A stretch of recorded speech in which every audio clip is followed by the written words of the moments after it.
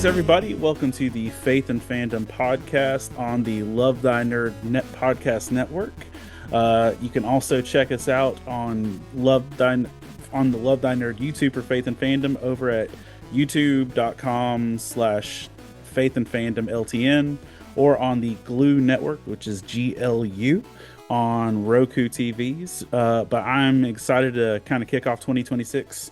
Joined today by Chad Poe. Chad is a speaker, an author, a creator of confluences and other things of that nature. What's a word? There's a C word you just did something with, and cohort. I don't even know what confluence is, but I like it. I'm going to start using that regularly. I feel like it's something I read in DC Comics, but That's right. But That's right. Chad's a minister friend that I've known for a hot minute, and we're excited to have you here together, man. So thanks for joining me. Hector, we've been friends for over a decade now. I'm pretty sure, yeah, pretty sure it's in there. I met you in Caswell in North Carolina.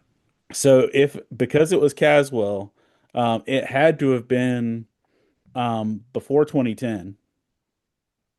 No, between 2010 and 2015, probably. Yeah, that's when it was. And but like I was taking my youth group. If y'all don't know what Caswell is a summer camp. It's like a Baptist summer camp retreat center off the coast of North Carolina on the beach. But where most camps that I've worked at in my life, like the counselors are there the whole time and they do all the ministry and the speaking or whatever else. Caswell is you just bring your group and they get ministered to by the people there, including by bringing in speakers like Chad. Yeah, they put on a program. It's great organization. And they've usually have moderately big names leading worship and stuff too. So I remember like That's great. Big Daddy Weave, Sidewalk Prophets over the years. Mm-hmm. Rush of Fools.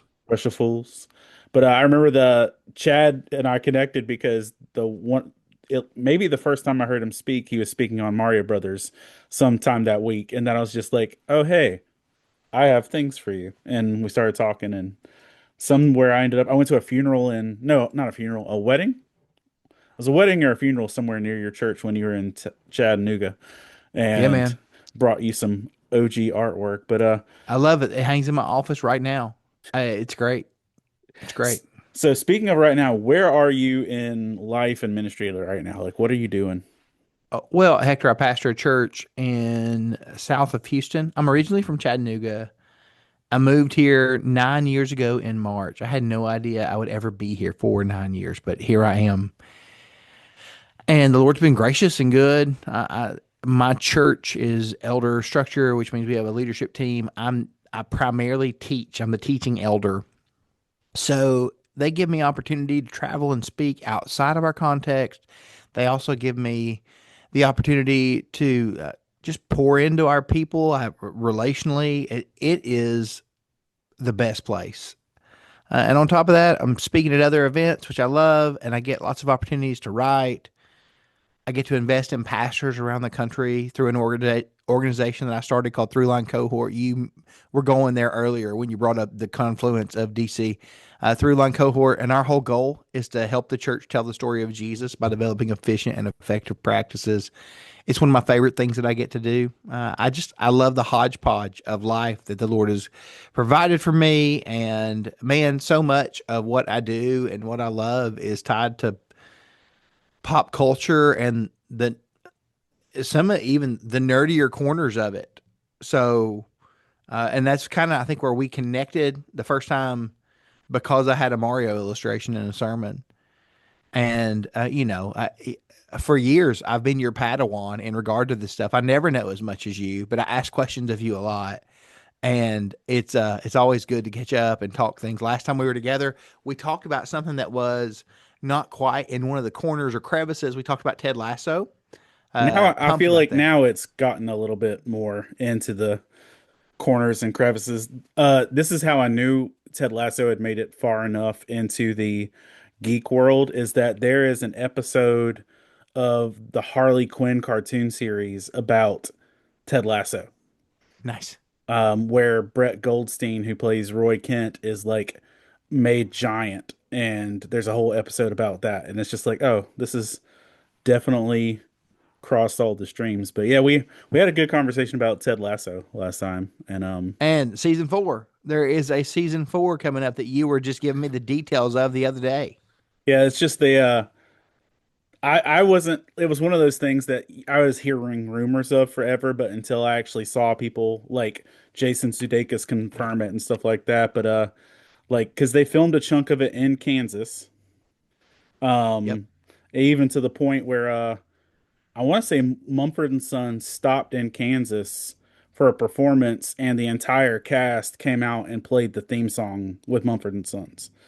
I love And that. that's, and you can find that video, and it's pretty great. But that was one of those things. Is like I don't know that I need to visit it back. Like I love it, but like at the same time, I'm like they kind of nailed the landing in a lot of ways. And I'm always scared of revisiting something after you've ended it well. Yep. I could see that. Or it could be amazing. We are still waiting for Goldstein to play Hercules. Are we sure that's happening? I'm not sure. I Well, think it might happen. there's tease of a new Hercules, not Hercules, but a new Thor movie, and that could be part of it.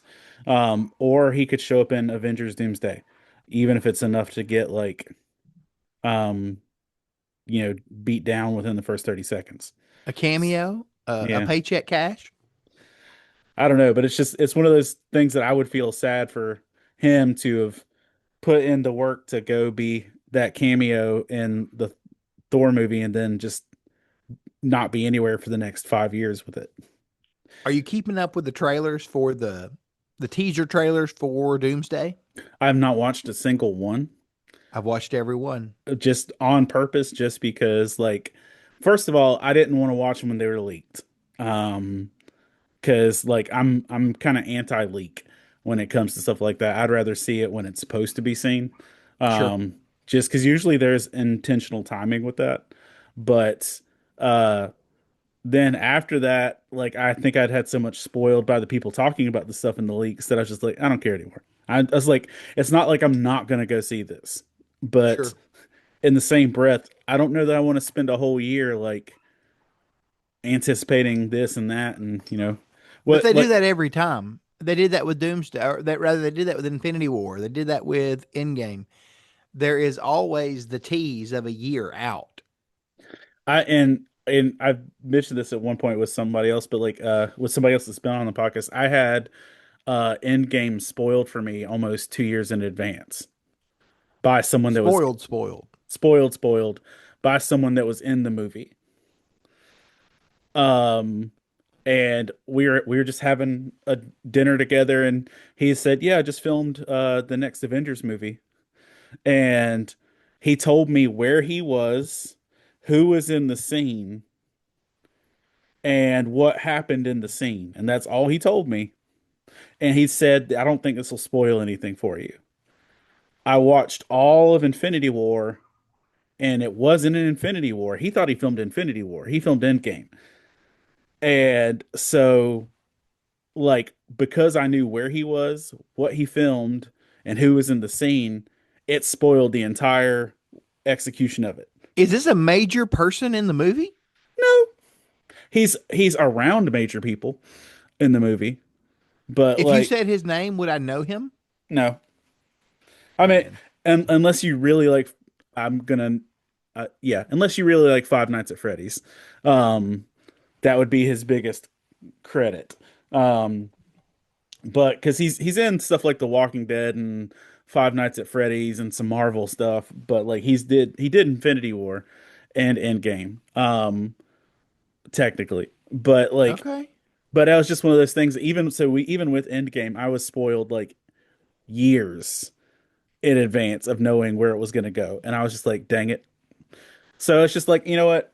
Also, I don't hate the direction of Marvel lately, but the general disdain I feel like culture has for Marvel, like, they went when the pandemic and everything hit with WandaVision, they really doubled down on, we're going to make it where you need to watch the TV shows to be able to enjoy the movies. And then there's like I feel like they fell off with some of that because I was down for that, but the majority of culture wasn't. And I'm also not super big on like end game on the fact that we're like taking not necessarily we're going to take Captain America away from Sam so quickly, but like I feel like he was just catching a stride and kind of would hate to see him get like just run off the road that quickly. But Okay. Well, I thought that honestly, when you talk about sticking the landing, I thought that Endgame really stuck the landing. I found it to be magnificent. It's one of my seminal moments of television watching, and I may lose some of your more hardcore fans, but that for me, it was as close to perfect as possible. In the same way that you said with that Ted Lasso ended, and for them to reboot is not something that I necessarily don't want. I do want it, or just a jump start again. I just need it to be good. I need it to be really good because we're not talking about bringing Ted Lasso back into coaching. We're talking about Captain America suiting up. That's a big deal. We're talking about what we do with Black Panther.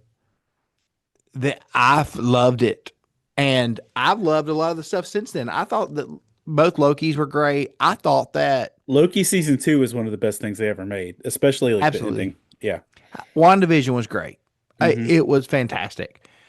Um, yeah, these are things that I revisit from time to time when I have the time. My kids all play basketball. I don't have the time for anything right now. Plus, I just dropped my kids off at dance like right before I got here. That's what they Uh, do. They dance. Walking Dead. You mentioned Walking Dead. so I've let me hit one more Marvel thing with you. I don't know that I find it Endgame perfect, but it contains a few perfect moments for me. Like uh the on your left with the portals, Captain America picking up the hammer. Oh Like gosh. yeah, that stuff is perfect. A lot of one of the reasons that I don't love like Endgame's not my favorite, but neither is Infinity War. But I really I feel like the time travel aspect was just a bad episode of Doctor Who. Uh and like it was a neat way to button everything up, but it could have also been a good way to end it. But like, I've enjoyed all the Captain America stuff since then, but like yeah. Walking Dead, I have not touched a series of Walking Dead since Carl died. That's been Um a minute. that's been a minute.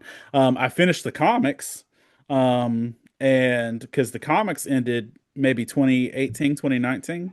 Yep. And like I finished that, but like it's just one of those things I will probably make my way towards it at some point.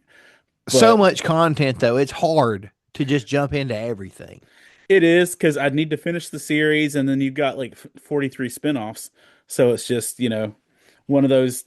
I find that in my down seasons, I'll put on a uh a show that I don't have to invest too much into to be like my background stuff. Like I'll spend a lot of my days doing graphic design, so I'll put something on in the background. I don't have to like fervently pay attention to detail on. So that might be one of those things, but um, I just saw that Dune is being released the same day as Doomsday. I know that. I've known that, but they are calling it Doomsday in the same way Barbenheimer. that Barbara. Yeah, Now, yeah. one of them's going to play chicken, um, and one of them's going to move, and they're going to move within 2 weeks of each other. Um, but they won't stick the same. They won't stay to the same weekend. And if dollars to donuts, Dune's going to move. Because I feel like Dune knows full well that they're not going to like keep pace with Endgame or with Doomsday. That's just my speculation because they did this with not that it was the same companies, but at one point in time, Civil War and Batman versus Superman were coming out the same day, I remember that. and then they Speaking backed of it. DC, I mean, we mentioned fantastic, or we mentioned new Marvel stuff earlier. I really liked Fantastic Four. I loved Superman. I liked Fantastic Four. I appreciated what it did. I don't know that it was fun enough for me to watch twice. Um, like, uh, Thunderbolts, I watched 5 times in theaters. I had a Fun, so fun. I saw it twice. it was fun, it was heartfelt, it had good stuff. My kids enjoyed it, but no, Superman I loved. And I think the James Gunnification of Superman is getting a lot of negativity, and I think that it's really, really well done. it is, and here's I'm one of these people that's been following James Gunn since uh way back, like Scooby-Doo era. Um, like he's been around for a hot minute. I found out about James Gunn when he was making those weird horror movies, and he was married to Pam from The Office. Yeah. Now here's the thing, I didn't find out he was married to Pam until real recently. Um, because she was talking about it on the Office Ladies podcast when Yeah, Superman came. they're still buddies, evidently. Yeah, they are, and she was one of the reasons that Dwight got cast in the movie Super, Great. which did you ever see Super? No. Okay, Super is the movie that got James Gunn Guardians of the Galaxy. Okay. I, He wanted to make this hardcore superhero movie that no studio would touch. But he managed to get an entire cast of A-listers in a superhero movie that no one would pay for. He paid for this movie out of pocket and filmed it and put it out.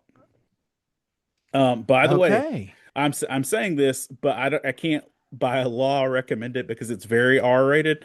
Um, but it stars Dwight as a mentally uh not challenged, but he is not up to speed individual who is married to Liv Tyler. And Liv Tyler is a former addict who gets taken away from him by her drug dealer Kevin Bacon, and Michael Rooker Yondu is Kevin Bacon's enforcer. And And Linda Cardellini's in it. yes, and That's crazy. Nathan Fillion plays Bible Man basically. Um, Good.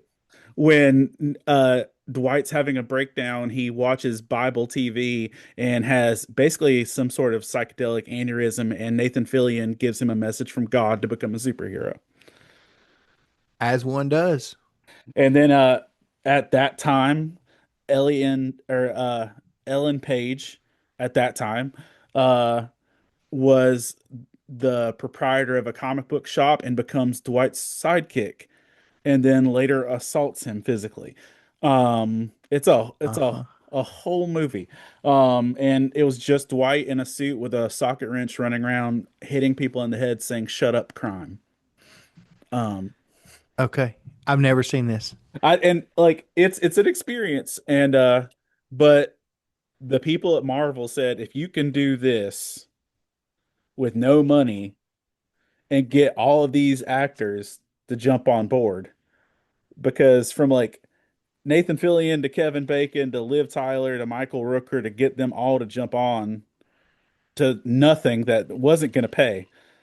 It was like, okay, what can you do? And that they gave him Guardians because of that. Okay. Uh, I want you to let's do a one word response. I want to ask you questions. Okay. Can okay, I do that? sure. Best Marvel movie. What's your answer?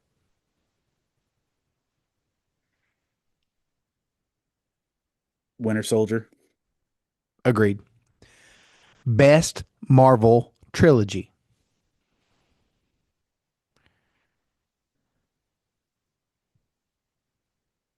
Guardians. Agreed. I don't love three, but as a trilogy, it stuck it. Yeah. One,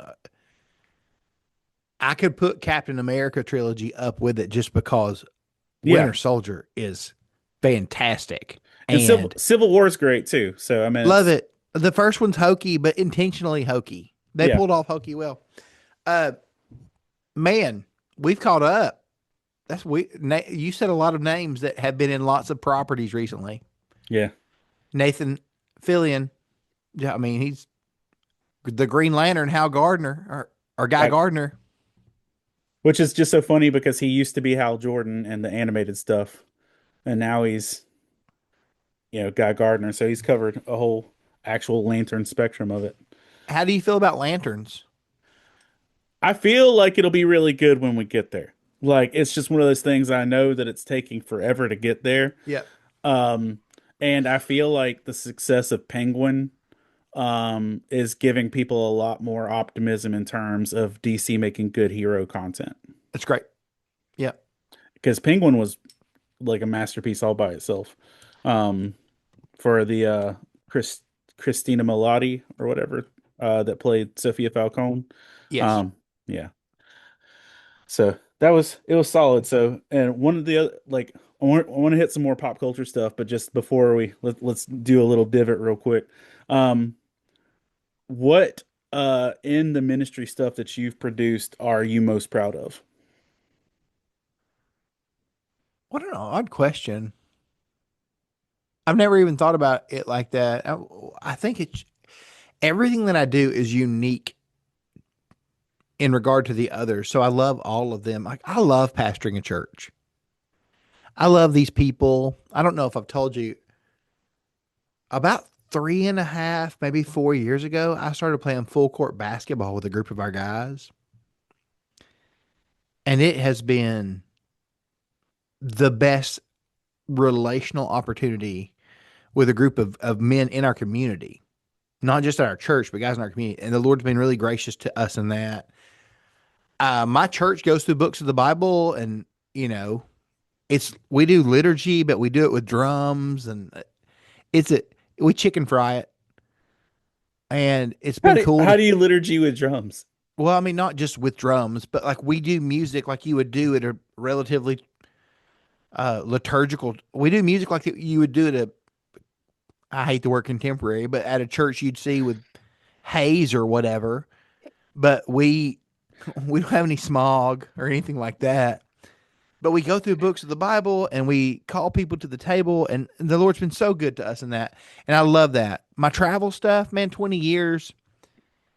I've seen a ton of kids come to faith, and the Lord's been great to me just to give me those opportunities. On top of that, probably in the last 3 years, I've seen more response at a invitation time than the 10 years before that. But seeing the Lord save kids has been cool. Seeing the transition in my life from I started preaching camps and I was an older brother to the kids I was preaching to because I was 21 and they were like 15, 16, 17. Then I became this cool uncle, maybe, or maybe not so cool. Depends on what you think cool is. And then I became, a dad. I'm in that phase of life now where I'm a dad to teenagers. I have 3 teenagers at my house as of yesterday. My daughter became a teenager. Shout out Magnolia, Noli Po. And it has been cool to see, okay, I can still preach to teenagers without trying to talk like teenagers. That's been fun. And seeing the investment opportunities the Lord gives in that way. And my training stuff, I've had 200 guys go through one of my programs in the last 4 years. I've written a bunch of stuff, which has been fun just to kind of create content that is uh, palatable. I do devotions on books of the Bible, and in By the 4 weeks, huh? I was just gonna ask this by the way, like you at one point you were writing for Lifeway, right? I've done Lifeway stuff, but right now I'm writing for YM360, and I've written a 4 week devotion on the book of Hebrews, a 4 week devotion on the book of Esther, a 4 week devotion on the book of James. It's been really, really fun. And just to say, at the end of these 4 weeks, you'll see how Jesus is central to this book, and you'll have a greater grasp of the book.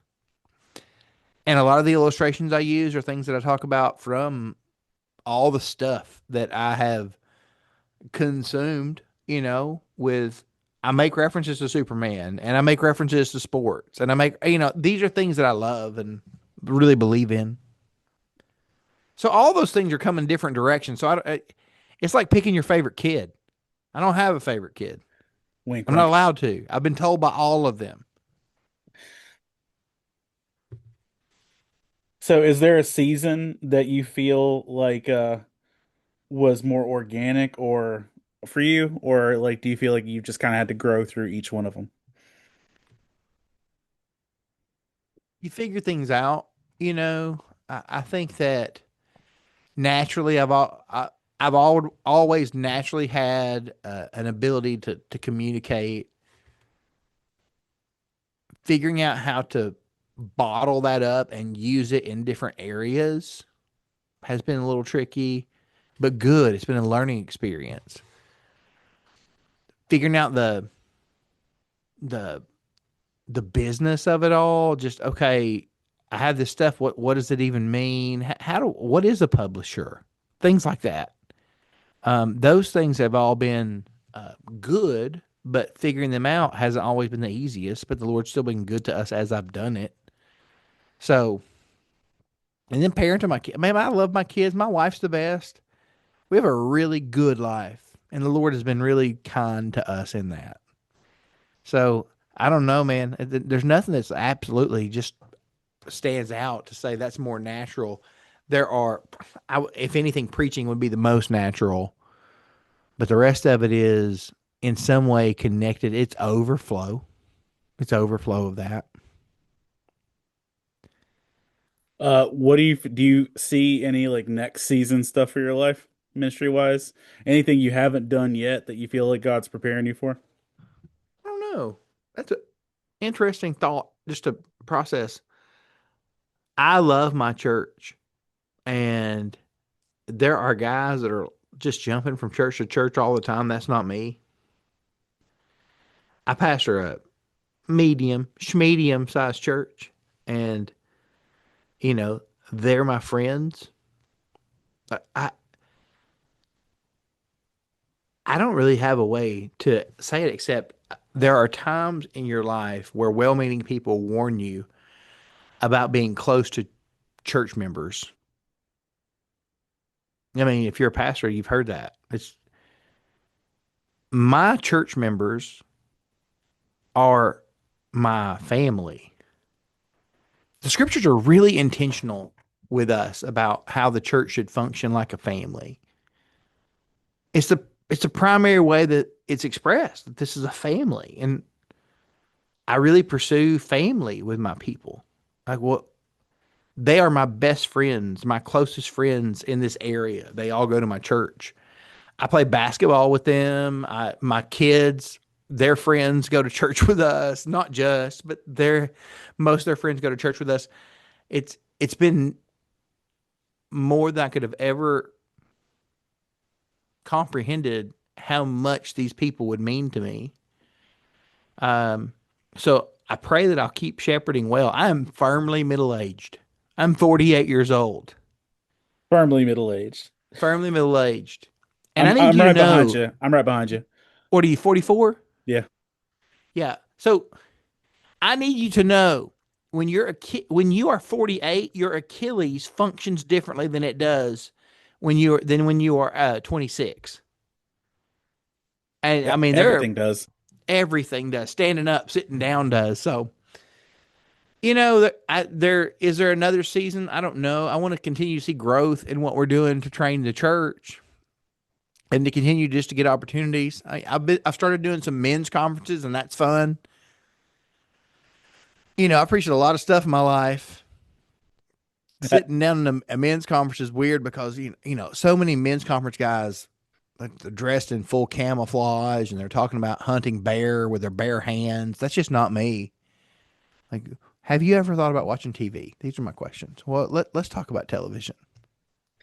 I think one of the biggest, honestly, I could say over the most of 2025, one of my biggest struggles was um, kind of what you hit on about being close to church members. Yeah, Um, but on the other end of it, like I was very, not that I'm not now, but I was very solid and like, these are my family, these are my people. This is like, and everything you said was like really where I was.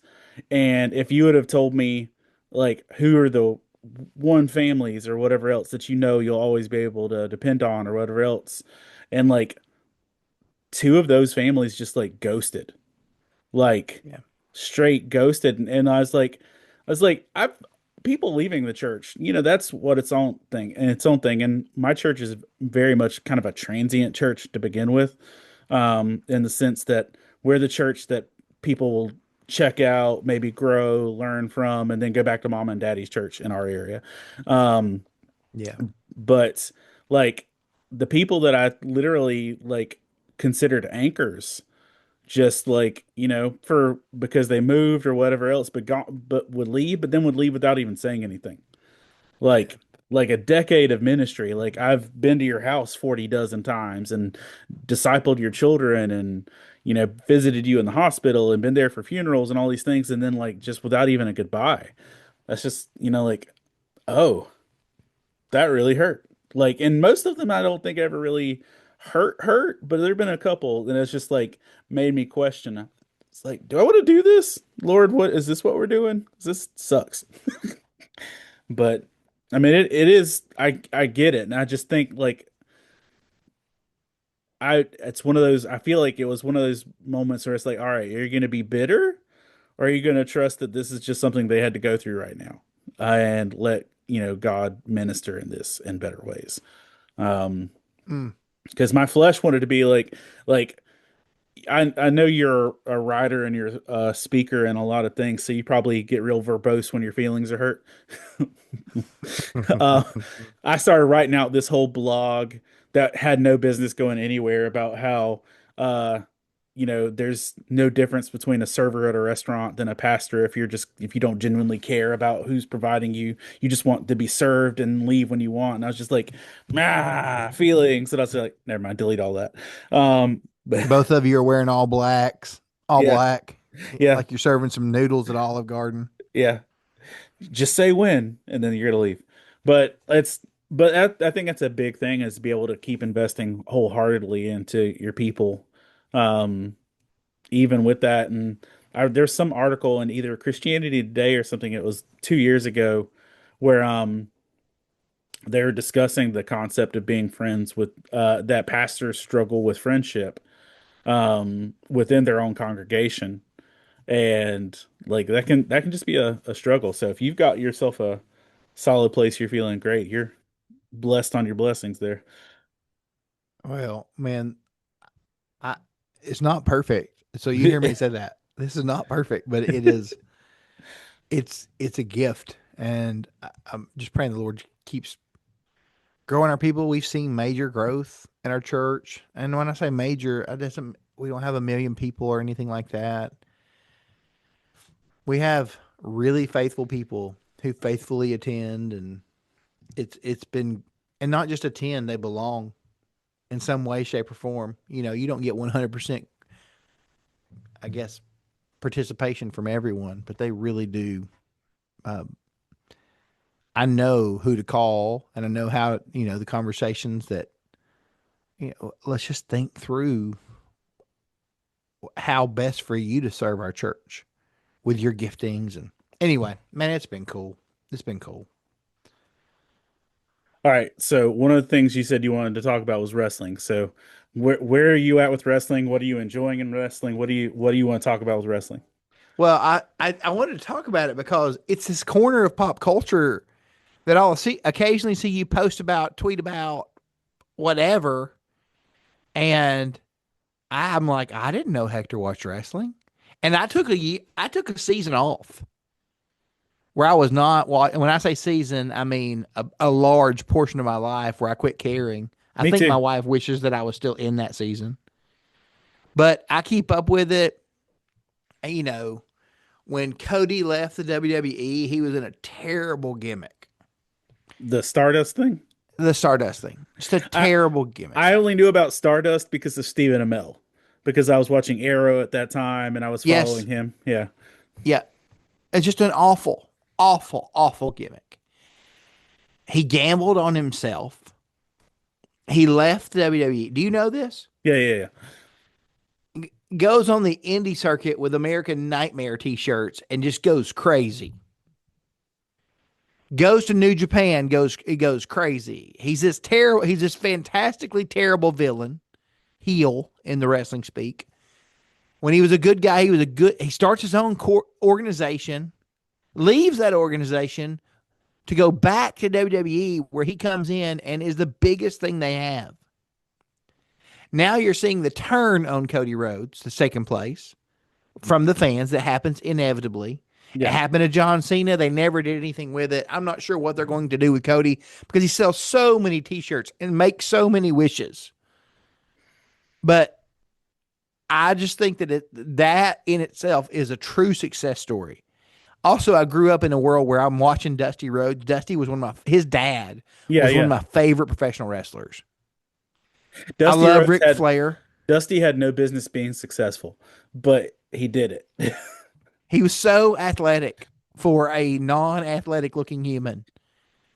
And I just like cheering for Cody. And last year, my son doesn't even watch wrestling, but he had bleached his hair for football. He was Cody. I was Dusty. We had a good time for Halloween.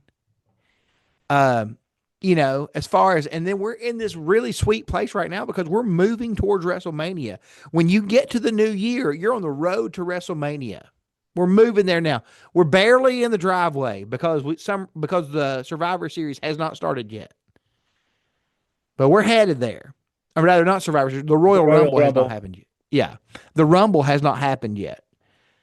When the Rumble happens, which is weird because it's in Saudi Arabia, and I don't think that I love that because it just throws things off. Like it's going to happen at 1 in the afternoon or something ridiculous. I'm not going But to watch it now anyway, just because I don't have ESPN. But oh well, just let me know. Uh, I'll watch it. I um.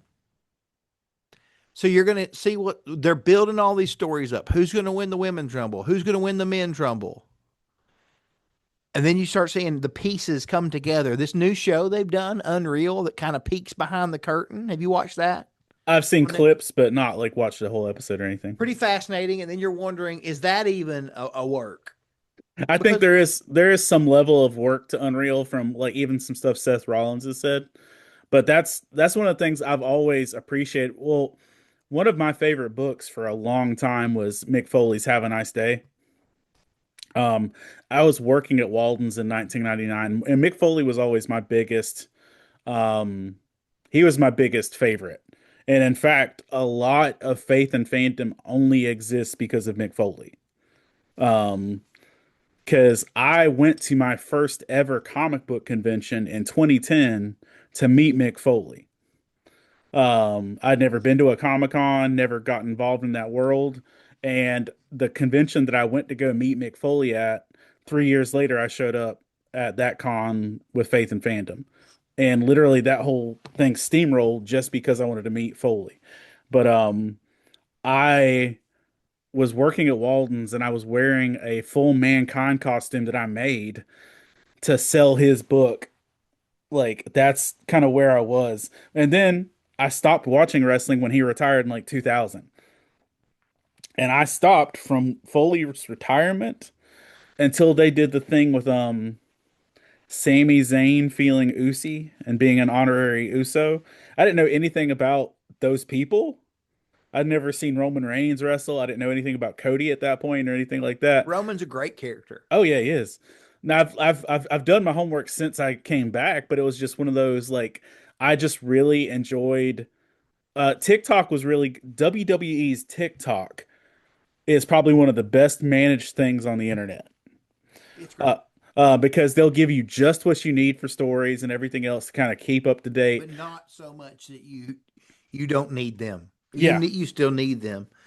but They have more followers than the NBA, than the NFL. They have a huge following on all the platforms. I think that it's interesting what they're doing with Becky Lynch. You mentioned Seth, his wife Becky right now. Her gimmick right now is fantastic. her gimmick is the president. Yeah, and she doesn't have to say so. Sports Illustrated says so. But it's just like literally like one of my friends was like, I don't like this. I don't like her doing this. And I'm like, listen, just let her roll with it. But that was one of those things. The Uso and Sami Zayn, I just started seeing the TikToks and I thought it was fun. And then when the stuff came over to Peacock, I asked my kids, I was like, hey, I know you guys don't know anything about this, but you want to watch Royal Rumble? Just watch, 30 people come in here and beat each other up and one person win. And they're like, Yeah, and that Rumble, the first Rumble we watched, was the one where Cody won the first time. And Yes. then from that point, and then my 12-year-old, who, which I'll have all teenagers in about 3 months, um, when my 12-year-old saw Rhea Ripley, it was over. She's like, yes, oh, that's cool. And so, like, we've been in that. My kid has an autographed Cody Rhodes belt. Um, Love it. because we went to the cheap seats at the closest WWE thing, and like Cody was down there signing autographs at after the show, like because it wasn't a TV taping, and one of my friends was like, "Throw your kid down there," and like they're like, "She'll be fine. She can go get her autograph," and like we threw my kid down the side of the thing, and she like went down there and met Cody, and I had friends that were down there and took photos of Cody like talking to Love her, it. but it was a big thing, and one of my friends did a devotional on comparing the whole right around the heel turn time of comparing Cody and uh Cena to like David and Solomon and some stuff, and it was pretty neat. It was pretty cool. I thought the Cena retirement stuff was really good. I heard him do a lot of, they hit some hurdles when The Rock decided that he didn't want to help anymore, and they Yeah, hit some some Travis speed Scott. bumps when they decided that we'll just replace him with Travis Scott. Travis Scott can come out there and get Cody Cuttered. Um, I thought that Cena's ending was pretty absurdly good Yeah, yeah. for him to. I was really grateful to be a part of this time in wrestling to be able to watch that. Well, and I heard him tell a story about how he knew, and just for a faith conversation, and it's been thinking about it a lot.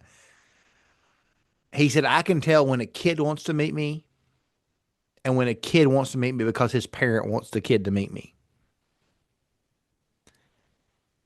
And as someone who's pastored congregations for years, that really resonates because I can tell when a kid is earnest about coming to faith and when a kid is coming to my office to meet with our kids' ministry leadership because the parents want the kid to come to faith.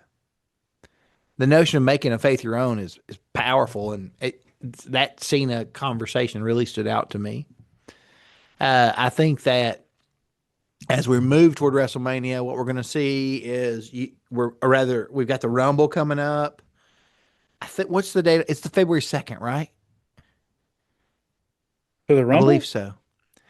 Isn't it the week between the Super Bowl and the conference championships? I thought it was like the 31st of January. So I'm it's looking right now. Yeah, January 31st. It is that off week. So you have the Rumble coming up, and then you'll have Elimination Chamber. You'll find out who's going to wrestle for the belts. The CM Punk story is really good. What are we going to do with this 48-year-old man? also because of when I went on hiatus, I had no idea who CM Punk was when he returned, other than like I'd heard his name. I mean, he's an icon to a certain wrestling fan. They Yeah, love him. If you don't come from, if you're not a Hogan era wrestling fan, you don't get CM Punk unless you really invest some energy in it and think yeah, about it.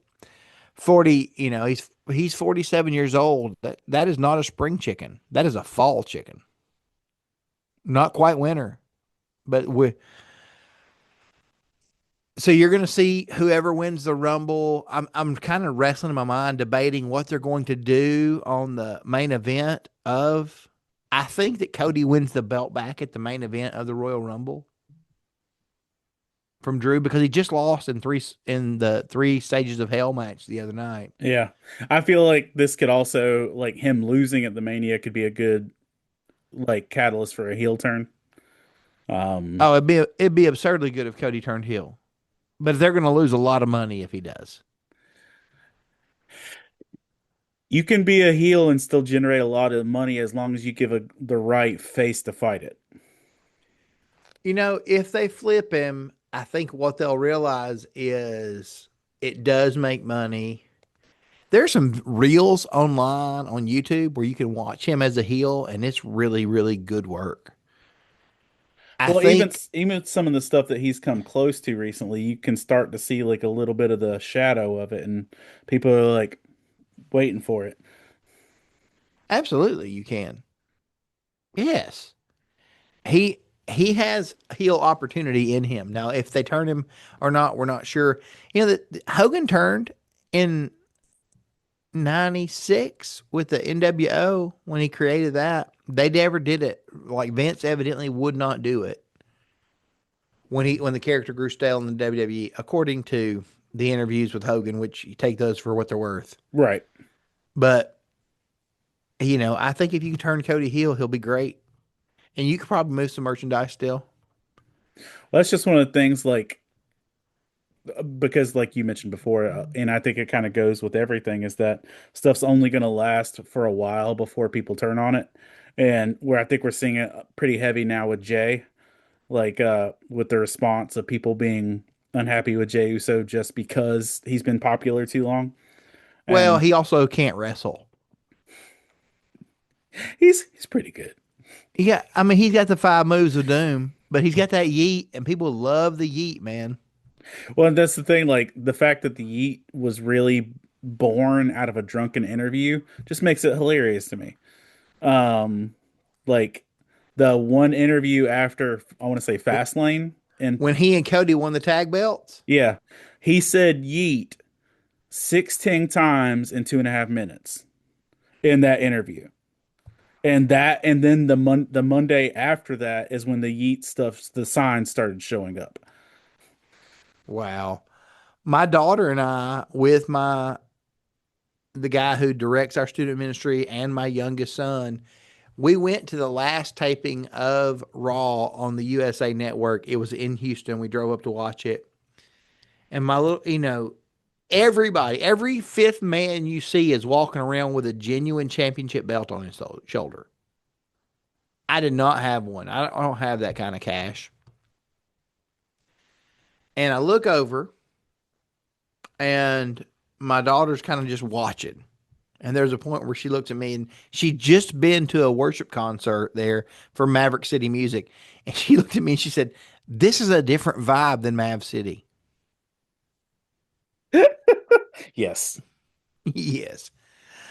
They did have the WWE fan experience is fantastic though. They have this whole thing you can pay for. You pay a lot for it to do your own entrance and come out and stand on the corner. It's pretty cool. But I think as far as wrestling goes, we're going to see the build to WrestleMania. If I'm making predictions,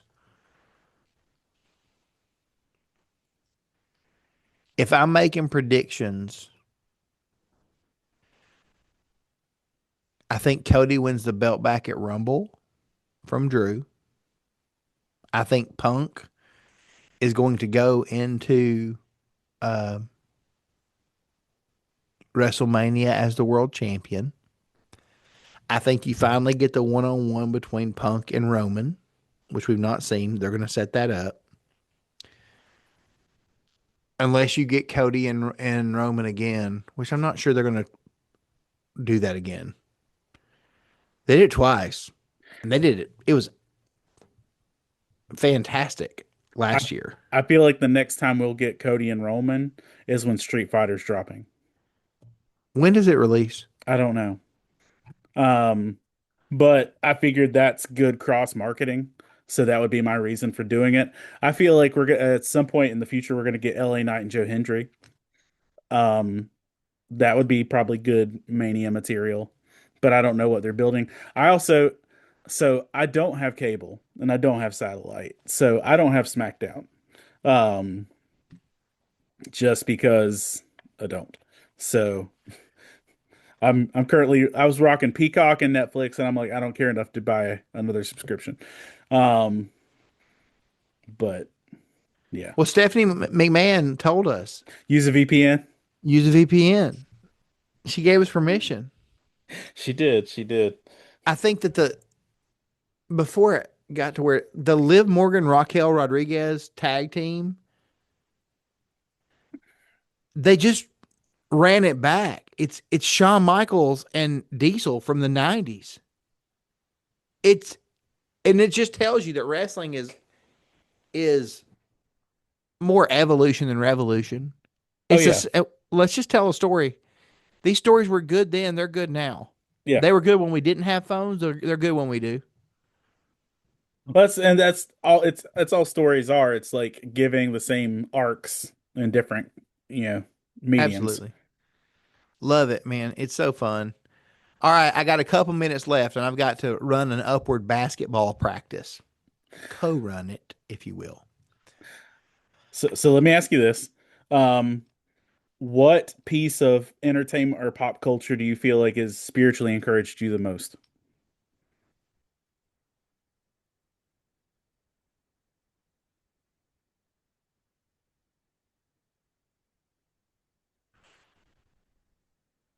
I gave you a small snapshot with that John Cena thing earlier. Hmm.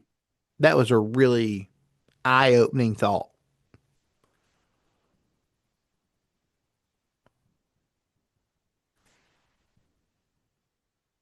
If we were to run it back 15 years, I would say like the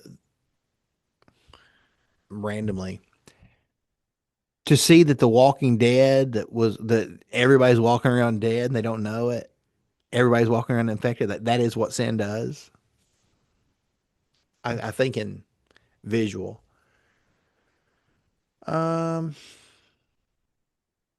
we shared last time the Ted Lasso. You asked about what I loved about the Ted Lasso story and how, and I was able to share that on Christmas, the Christmas episode, the table keeps expanding as people Yeah, from all over the world keep coming. still one of the best things. Yeah, it's great. Um, I watch. Man, I don't know. That's such a big question. I don't. I just gave you three things off the top of my head. What else do I love? What else? What else has stood out to me? I mean, Lord of the Rings is always going to carry weight. The Harry Potter story, probably for me, the most revolutionary story that I've experienced, not quite in real time, was Harry Potter. I read it in my late 20s, and you could see reflections of the redemption story there. It was all over it.